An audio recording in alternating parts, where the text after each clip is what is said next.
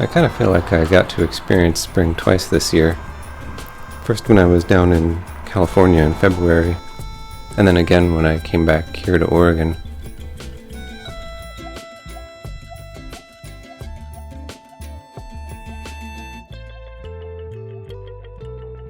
The first video I did, I rode into Philomath to get some pizza. This time I'm taking a ride into Corvallis. One of the goals I have with this video is to capture the feel of riding where I'm from. So this video is kind of a snapshot of my route and of some of the things I see along the way. By distance, half of my ride into Corvallis is on the shoulder of this higher speed road, and the other half is through the university campus and some of the quieter neighborhood streets. I've been inspired by a number of biking videos on YouTube, primarily by Probably Riding, but lately also Bikes, Books, and Buildings, as well as Dust in the Wind. And the algorithm keeps showing me more channels and more videos, so I know there's more I haven't watched yet. I'm not really sure there can be too many biking videos on YouTube. Whether watching or making videos, we're sharing an interest in riding bikes as part of our everyday lives. And it's really interesting to see the different environments others ride in. Some places seem to be a bit more friendly than others, but we're still making the choice to ride bikes. Seeing the other places that people ride will hopefully empower us to get louder too about improving the environments around us. Not just for ourselves, but to make it easier for those that aren't biking yet to come join us riding. I do know my heart rate drops once I get on the path though, and out of the traffic. This path leads on to the university campus, and campus is sort of centrally located on the west side of town, so it serves as a good low traffic connection. The reason I'm headed to Corvallis is to do some volunteer bike wrenching at the Corvallis Bike Collective. I've been out of work for a rather extended period of time now, after a job layoff, and I started volunteering earlier this year.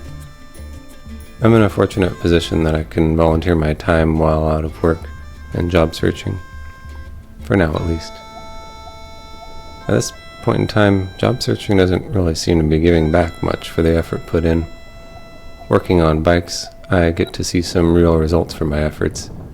I don't think I realized just how important that was for me. Volunteering at the Bike Collective, I'm helping to get donated bikes back into working order and back on the road, also at a much lower cost than buying a new bike. Affordability is not a hoax. It can be a big difference for quite a few people. Looking back while editing the videos, it seems that Corvallis is a really easy place to ride a bike. I do know Corvallis is better than many other places in the US for biking, but it is far from ideal. The town lacks a connected bike network. It's a bit more fragmented, but improvement is slowly building momentum. Bikes are one of my passions, so it's very meaningful that I can volunteer my time on one of my passions that also benefits the community. The kind of bike work at the collective especially fits with my ideals around reuse and sustainability, to make use of something that already exists instead of needing to buy something new. And volunteering has also been a great way to meet some fun and like-minded people.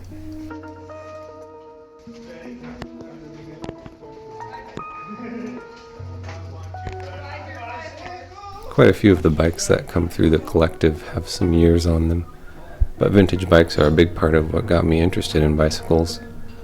One of the volunteers I work with put it something like this: "We have everything you could possibly want, as long as what you want is old." But old is pretty cool too. I have to keep telling myself I don't need another Italian steel road bike. There's also some newer carbon frame stuff making its way through.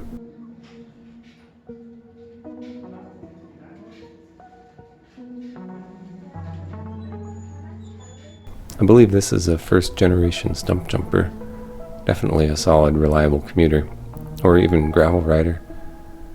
This Trek mountain bike has a high-quality steel frame, but the suspension fork was seized up. With a swap to a rigid fork, it's also a solid around-town commuter or even gravel rider. Another 80s mountain bike. These things are just so versatile and reliable, and durable too. With some fenders and a rack, it could serve anybody commuting around town quite well. This was an interesting 90s road bike, an aluminum frame with added boron carbide particles for extra stiffness. Apparently it sold for over $2,000 in 90s dollars. I'm not too sure I want to know the whole story of this poor Cannondale. While many of the donated bikes are well used and sometimes abused, often all it takes is a bit of maintenance and elbow grease, and there's quite a lot of use left in them. A bike that gets donated here, instead of thrown in the trash, could become someone's sole means of transport, to work or to school. That's quite a lot of value for a humble bicycle. In addition to selling donated bikes, the collective sells donated parts, and some low-cost new parts, like tubes or chains. They're also a do-it-yourself bike shop.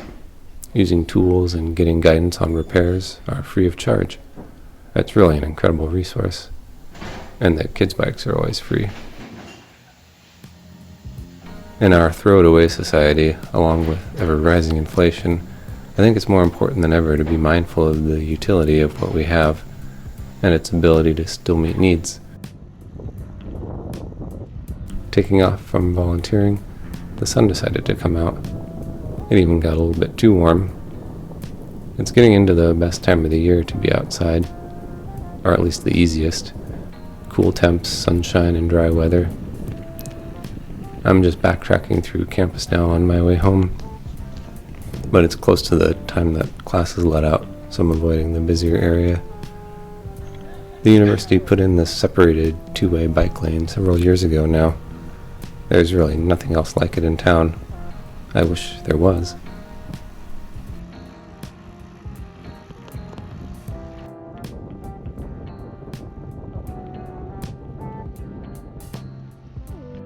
This path is also on university property.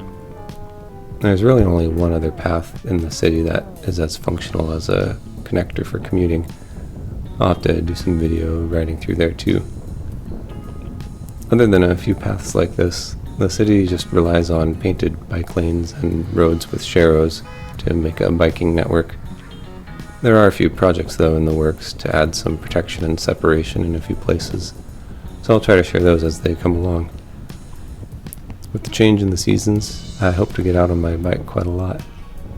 Aside from riding around town, I like to get out into the forests and on the gravel roads.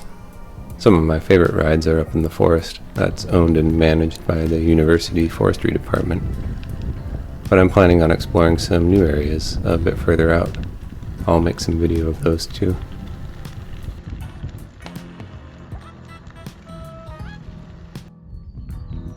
Up here we can measure the width of trees in bike lengths.